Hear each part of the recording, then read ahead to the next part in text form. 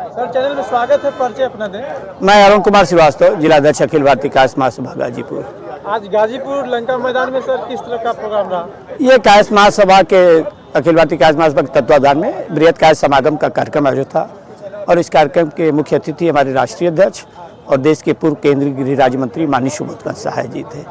हम लोगों की जो पीड़ा है समाज को, राजनीति में जिस तरह से राजनीतिक दल हम लोगों की उपेक्षा कर रहे हैं, उन्हीं लोगों को जवाब देने के लिए जो हमको कम कहते हैं और संख्या कम बताकर हमारी उपेक्षा करते हैं, हमारे महापुरुषों का जो लगातार अपमान हो रहा है, जो डॉक्टर राजेंद्र बाबू की जगह डॉक्टर भीमराव अंबेडकर जी को देश का संविधान का रचयिता बताया जा रहा है, जो लोकनायक जयप्रकाश जी की प्रतिमा पर श्रद्धांजलि देने से रोका जा रहा है, हाँ, ये पीड़ा है। यही पीड़ा व्यक्त करने के लिए आज इस कार्यक्रम का आयोजन किया गया था। अध्यक्ष जी, आज का कार्यक्रम पूरी तरह से राजनीतिक भागीदारी के ऊपर डिपेंड था। यस, इसमें कोई दो राय नहीं। हमारी राजनीति, सारे राजनीतिक दल यह नारा देते हैं कि जिसकी जितनी हिस्सेदारी उसकी उतनी भागीदारी, लेकिन कोई भी हमारी भागीदारी दे नहीं रहा है। हमारा सारा वोट लेता है, लेकिन देश का पहला मंत्रिमंडल है जो एक भी कायस्थ मंत्री उसमें नहीं है। तो पीड़ा है। हमारे महेश चंद्र श्रीवास्तव जी बनारस में भाजपा क्षेत्रीय अध्यक्ष है, लेकिन उनको जब एमएलसी बनाने की बारी हुई तो उनको हाशिए पर ढकेल दिया गया।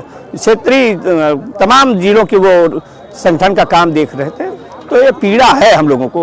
हम लोगों जब से देश आज़ाद हुआ है, उसके पहले भी जब भी कोई मजबूत नेतृत्व हमारे समाज का पैदा हुआ है, उसको काटा गया है। डॉक्टर सुभाष चंद्र जी की मौत पर से आज तक रहस्य का पर्दा नहीं उठा। ताशकंद में लाल बहादुर शास्त्री की कैसे मौत हुई, इस पर आज भी पर्दा पड़ा हुआ है। इमरजेंसी के दौरान में लोकनायक जयप्रकाश जी को जेल में कांच के घोल पिलाए गए, उनको मारने की साजिश हुई। अभी रविशंकर प्रसाद जी एक मजबूत नेता के रूप में उभर रहे थे हमारे साथ, उनको हाशिए पर ढकेल दिया गया। महेश चंद्र सिंह के साथ भी यही है। ये पीड़ा है हम लोगों की। हमारा नेतृत्व उभरने नहीं दिया जा रहा है। निश्चित रूप से इसी सब पीड़ाओं को लेकर आज पूरा कायस्थ समाज यहाँ पर एकत्रित था और निश्चित रूप से ये लड़ाई हमारी आगे चलती रहेगी। इसी बात के साथ अध्यक्ष जी, आपके नेताओं ने मंच के माध्यम से कहा है कि हमारी जाति ऐसी जाति है जो वोट देती है, लेकिन पार्टियां न तो उसको बैकवर्ड मानती है न तो फॉरवर्ड मानती है। क्या ये सच है? ये पूरे समाज का मामला है। हम लोग कहीं के नहीं है। सच ये है, पिछड़े जानता है कि तो अगड़ी जात के हैं, आगरा जानता है वो कहता है। देखिए, बहुत हम लोगों के बारे में तमाम अपशब्द बके जाते हैं। मैं उस बात को यहाँ कहना नहीं चाहता। और हमारी जो कौम है, हमारा जो दल है, भाजपा का ईमानदार वोटर है। और जो फॉरवर्ड जो माने जाते हैं भाजपा के परंपरागत वोट, वो हर विधानसभा में अलग अलग होते हैं। जमानिया में किसी पार्टी को वोट देते हैं, जहुराबाद में किसी को देते हैं, मोहम्मदाबाद में किसी को देते हैं। ये भाजपा ही नहीं है। लेकिन अध्यक्ष जब बनना होगा तो वही बनेंगे। मऊ में राजीव राय को वोट देते हैं और यहीं चले जाइए मोहम्मदाबाद तो देखिए किसको वोट दे रहे हैं।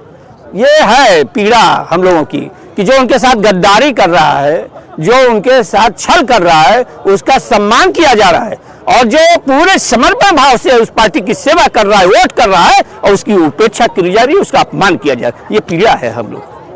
अपने समाज को किस तरह से आप लोग एकत्रित कर रहे हैं? हम लोग गांव-गांव जा रहे हैं, लोगों को जोड़ने का प्रयास कर रहे हैं, बात को अपनी समझाने का प्रयास कर रहे हैं। लोग समझ भी रहे हैं, लेकिन निश्चित रूप से एक माहौल बनेगा। थोड़ा वक्त है, दीजिए, एक निश्चित रूप से परिवर्तन आएगा। कुछ परिस्थितियां पैदा होती हैं, फिर किसी को कहने की जरूरत नहीं पड़नी, अपने आप परिवर्तन होगा और आने वाला दिन फिर कायस्थों का होगा। ये आज मैं आपसे कह रहा हूँ, इस बात को याद रखिए। आज इस महासभा में कितने लोग आए हुए थे? अब गिनती तो नहीं है।